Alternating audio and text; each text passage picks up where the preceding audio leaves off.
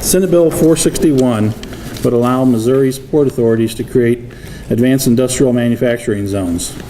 The ideal is, right now, Missouri ports are being funded by MoDOT, and we're all competing for the same money that goes to the roads and the bridges. This gives our ports a way to create a revenue stream that's independent of the appropriation process from what we do here.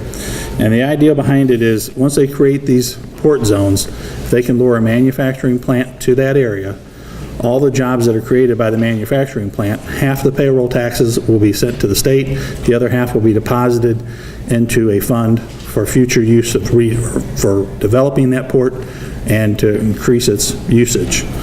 So Missouri has about 1,000 miles of Mississippi and Missouri rivers, which is more than the combined lengths of Interstate 44, 55, and 70.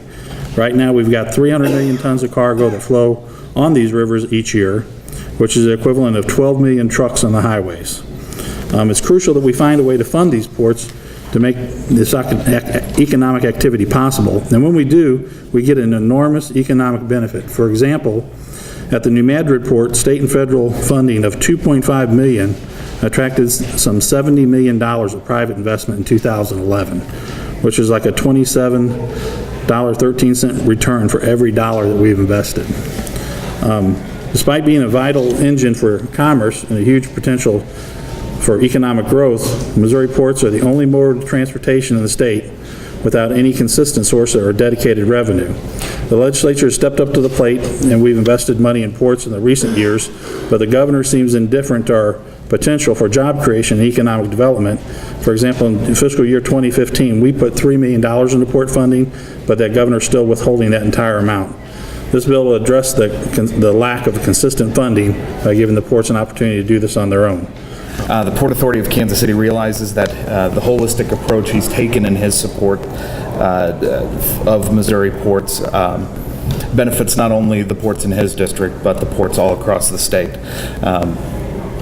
Senate Bill 461 would offer Missouri ports an additional incentive to attract new private investment and encourage expansion of existing businesses by bringing new jobs to the state as well.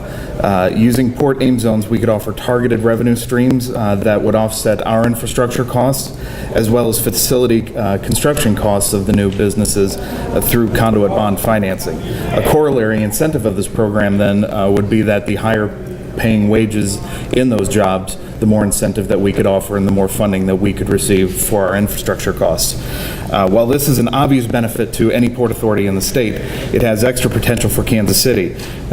When companies look at the Kansas City region, any competitive edge that we have is beneficial. We are rapidly approaching the expiration of the border war truce that the General Assembly passed last year, and there is no indication that Kansas has any interest in reciprocating that. Consequently, this new economic development tool could be particularly useful to Kansas City as we compete to bring quality manufacturing and industrial jobs to Missouri. Mr. Chairman, members of the committee, Tracy King here representing the Missouri Chamber of Commerce and Industry, and we'd like to go on record in support of the bill. As you know, Missouri's location gives us a great opportunity to be a logistics hub. We believe this legislation will help us in the areas of our waterways and our ports, and so for that we ask for your support.